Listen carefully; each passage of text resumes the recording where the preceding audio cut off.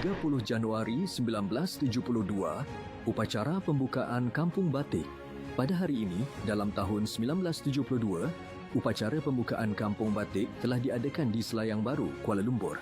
Pembukaan ini bertitik tolak daripada kesedaran kerajaan akan pentingnya diwujudkan sebuah pusat di bahagian pantai barat untuk memasarkan barang-barang batik keluaran pantai timur.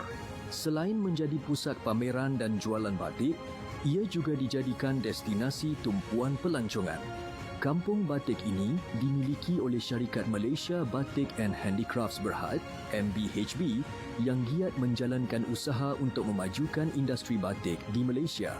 Industri batik yang menggunakan kemahiran tangan rakyat tempatan adalah satu bidang ekonomi yang sangat diberikan penekanan oleh kerajaan.